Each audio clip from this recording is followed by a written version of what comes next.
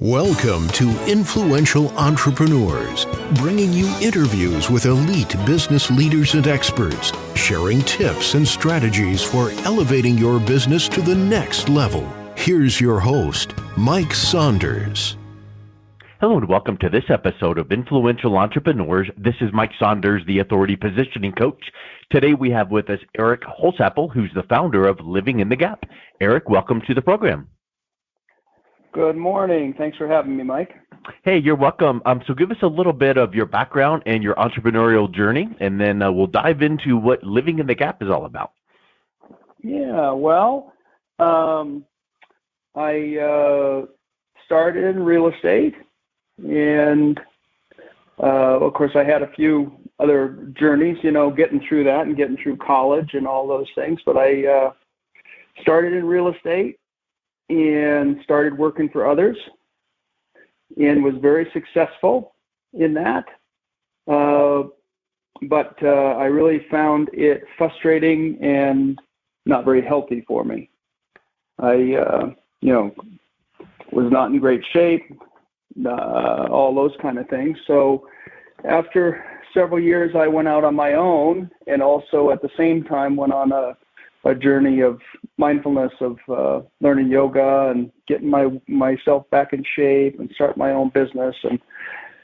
And I was still pretty successful and went on, and then I went back to school I wanted to teach.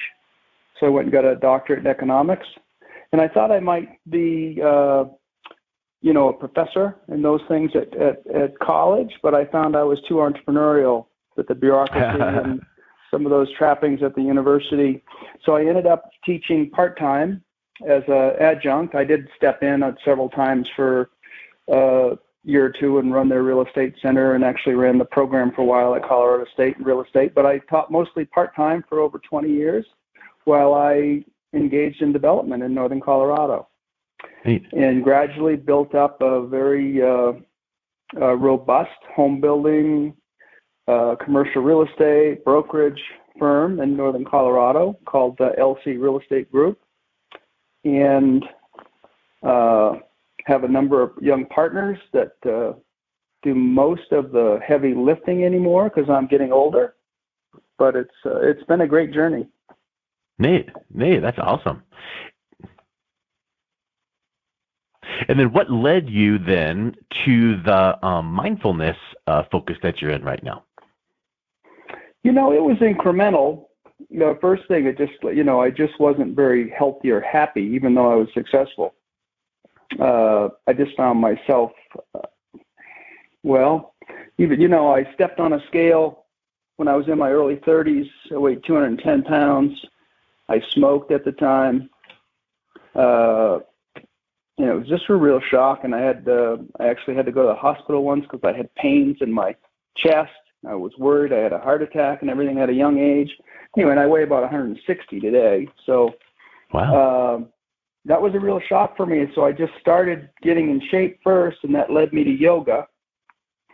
And then a few years later, I learned breath work through yoga and started getting in my body and mindfulness. And then my older brother had been meditating, and I really watched him. He and my dad were estranged. My dad was a coach and was very hard on him. He was a poet, and my dad was really hard on him growing up. And they didn't talk much, or family gathering, they talked, niceties. But anyway, I watched my brother through meditation come back to my dad, and my dad didn't change. And my brother didn't do everything my dad wanted, but he just was more accepting and more pleasant and all those things. And I watched that, and my brother turned me on to meditation over 20 years ago. I just wanted some of what he had. Sometimes that's the best selling tool is, hey, I want, like what you just said, I want some of what you've got, whether it's, hey, you gained 20 pounds and I want to gain weight. You lost 20 pounds and I want to lose weight. And so that's a great way to do that. Now, did you then say to your brother, you might not be the teaching guru and trainer, but please tell me, where did you start there? Yeah, he just shared, he's a big reader. He just shared books with me and then practices and got me started. And it didn't take much for me to really see the benefits of it. Then it kind of grew from there. I just took off on my own and did one thing to other, and then I melded together, meditation through yoga is a whole different category with breath work and pranayama and those kind of things. So I melded that together and advanced my yoga practice, eventually ended up becoming a yoga teacher, opening a yoga studio in Loveland. And I got out of it because my entrepreneurial thing was getting it going, but I didn't really enjoy running that studio. So just one thing led to another. And then the other thing that happened, Mike, along the way is other people at my company became interested.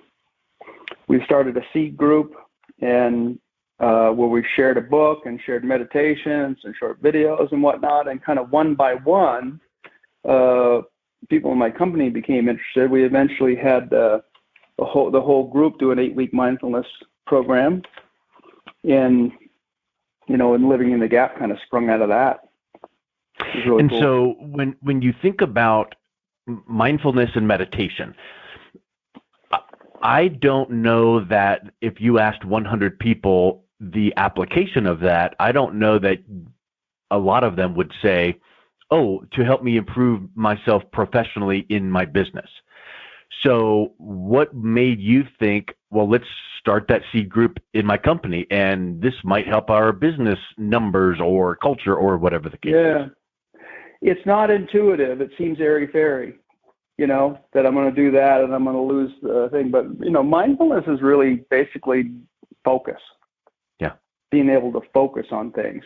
And I thought when I first started this journey, and some of the literature comes through, you have to be a renunciate, where you renounce all your goods and possessions, and you go to a mountain in India and just, assume this enlightened state. But I wasn't willing to do that. I like my life. I like things. I like to snow ski. I like to travel. And so I was stuck for a number of years there, just saying, geez, you got to give this up. And then I studied some more and learned some more, and came across some other work and developed it on my own. It just says, no, that's not right. There are householders that are professionals that have duties, and mindfulness is equally as applicable there. Now, what enlightenment is may be a lot different for a professional than it is for a renunciate yogi on a mountain in India. Yeah. But professionals have a big role for mindfulness. So it's being more focused, being less distracted. And then when you bring visioning and those kind of things in, it can help you hugely with promoting a business plan and creating a culture in work. And so when you say totally visioning, what is complementary to business?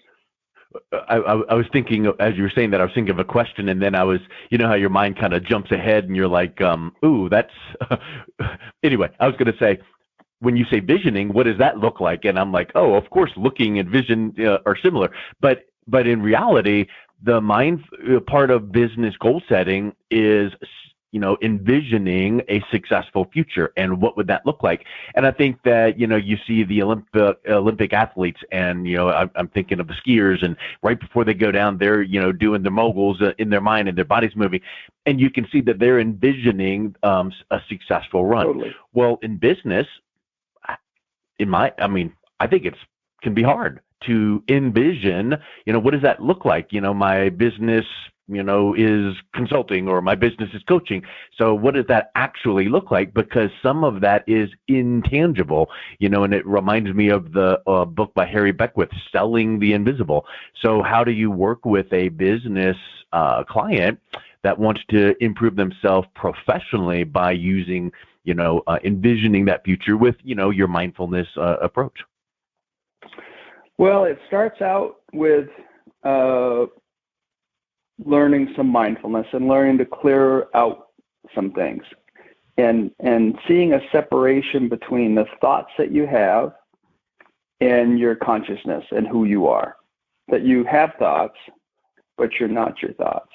And that's incredibly freeing, because I don't know about you, Mike, but all of my thoughts are not positive. They're not helpful. Yeah, really. And, if I followed through on every thought I had, it wouldn't be nice, wouldn't be good. So learning to look at thoughts, we have some 60,000 thoughts a day. one every second and a half, and let them pass through. And then you start the process of planting seeds of what you do want your thoughts to be by reading some positive books, by doing affirmations, by that, and you start changing your mindset. Gratitude is a huge example of this. The science is irrefutable that, and my experience is irrefutable that if you put yourself in a grateful mindset, that you see things to be grateful for, your whole thing changes. So it starts with that, and then the next step that we do is, once you've cleared out a little bit, is finding your own unique purpose in life. Now, a person's purpose is an inner purpose and an outer purpose. The inner purpose is generally to experience consciousness and to be aware and be present in the moment. So I could be on this call with you right now and pay attention or whatever I'm doing, because multitasking is a myth. We think we can, but we can't really concentrate on more than one or one and a half things at once and do a good job of it. So we work on that. And then we set a new vision, for ourselves or a business. We set that vision. Usually we start with some pictures and things, because it can be vision is a very visual thing, not to be ironic with that. But anyway, set some visions, and then you go to work, really just, you meditate, and at the end of your sessions, you really put yourself there in as much detail as you can. And it's amazing, the non-conscious, which many studies show that, like 95% of what we do come from the non-conscious than the conscious. And the non-conscious goes to work on those things while I'm busy being present with who I'm with and what I'm doing.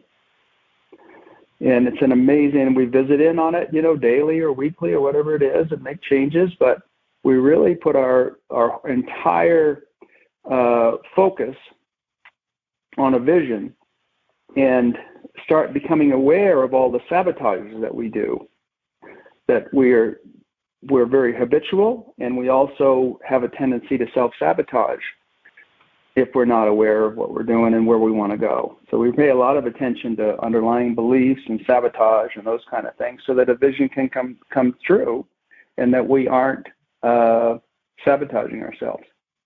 And that happens more than you can believe, whether it's diet, relationships, business. Success can be much harder to handle than failure.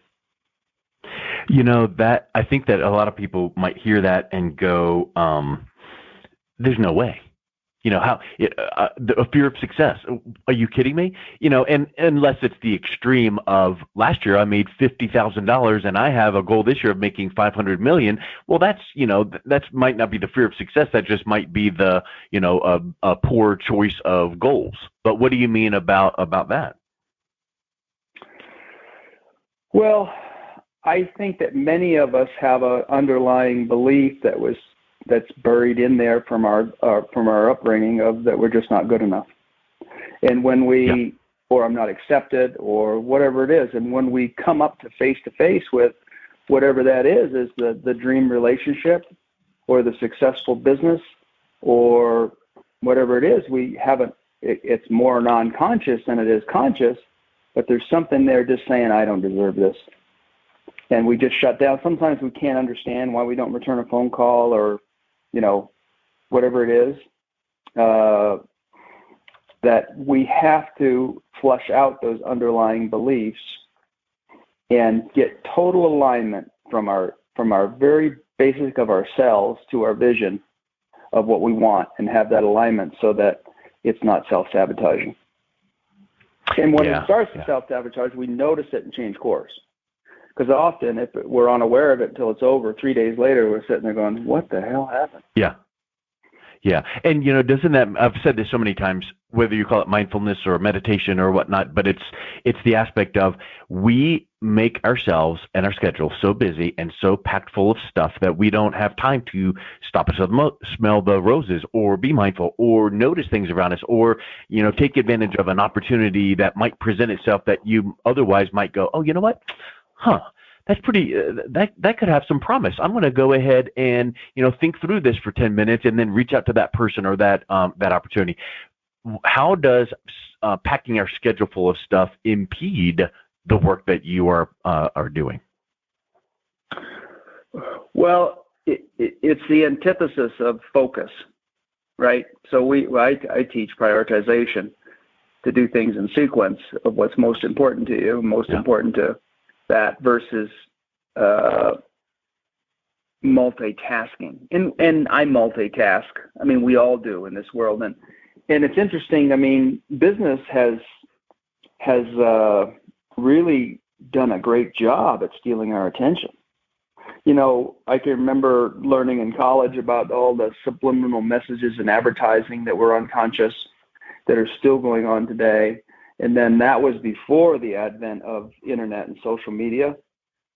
And what's happened with, you know, if you look at your smartphone or whatever phone you have, I mean, there are so many devices and so many things in there to steal our attention. Yeah. From the, you know, the email to the text to the, now I think I have 4 chat services on my phone. Oh, no. From, you know, Google to WhatsApp to Signal to whatever, that are, you know, there's a really good book I read just a little bit called Indistractable. It's how you go through and you know, carve those things out. And it's mindfulness is really the antidote for those things, because they're not going away. Yeah. You know, they're not going to stop creating things to steal our attention. That's business does I love business. Business does a phenomenal job, and they've done a great job of stealing our attention. And it's our job to get our attention back, to notice it when it's taking it, shut some apps off, maybe get Facebook off your cell phone, whatever it is, to claim your attention back.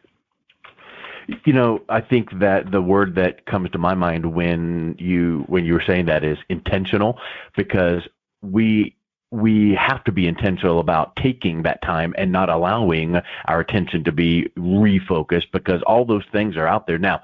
Having 4 chat apps or 3, I mean, all of that stuff we can manage because we can turn the phone off, but we have to be intentional about it. And doesn't that get, you know, pretty hard? You know, like for instance, I know that I've heard this, and I don't know specific details, but it's been said that Bill Gates, even to this day, takes a week out of his schedule every year and goes up to some place remote, doesn't take a phone, doesn't take a computer, and pretty much a pad and a pen, and just sits there and thinks. And that's for sure being intentional. Yeah, I've done a silent retreat for a week. It's amazing. You know, where you clip down, you don't even look at your phone. Yeah. So how can your work that you're having, you know, with companies help them with, for instance, the new culture of remote work? Because I know that coming through COVID, like we have the last few years, we were forced to do remote work, and now I feel like, my opinion only, but I think that companies are starting to reintegrate, but then retain the remote virtual aspect, because it was beneficial, but maybe not. We're not going to go full remote or full back in person, but maybe it's a hybrid.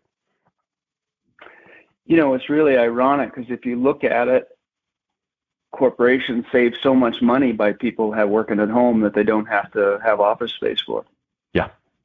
Yet, yeah. Why do we resist it? Yeah. And what I've found looking into it is that in the remote work world, it's impossible to have command control leadership. Yeah. It's, you know, when I'm in my office and, you know, have the door open and up and down, I can walk up and down the hall and, you know, and see what people are doing, you know, check in on them, know that they're doing this or that. If they're at home, it takes a whole different level of trust. And all employees don't have the conscientious work style to be able to work at home. Some do. And I think part of it is we have to figure out the ones that can, and we have to promote that.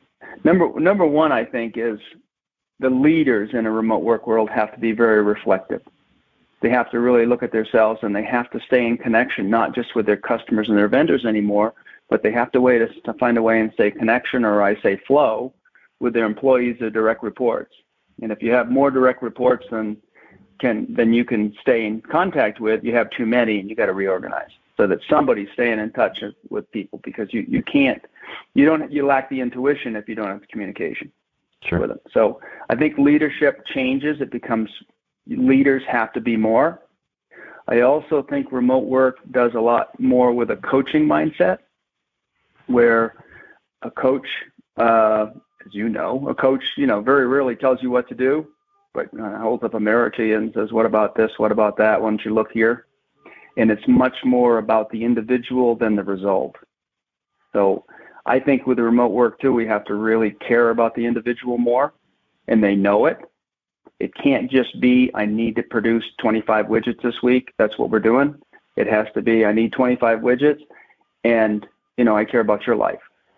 Because people smell that, and that's huge. And then I also think you need to learn some peer learning, have peer learning to keep the remote people on the same page and moving. There's a really good book by David Patcher, Jumpstart, wrote Remote Leadership. If anybody's interested, just came out in 2021 on what their company found. And those were three factors, and I think they're right on with it. And one thing peer learning can be is mindfulness. I think mindfulness is virtual. So it can really help creating a different culture in remote work that's hard to replace. I mean, if your company is willing to be mindful, willing to invest in employees, willing to have a coaching mindset, that's hard for employees to just walk away from for a little bit more money. Yeah. So I think it makes they're a little bit more vested culture. and engaged, and so that's another way you can give back to your team. Yeah, and I just think through mindfulness, true caring comes through. That I need to truly care about the people I work with, even if that means they have a job opportunity better than I can give them. And I say, I can't replace that. Good luck to you. Let's stay in touch.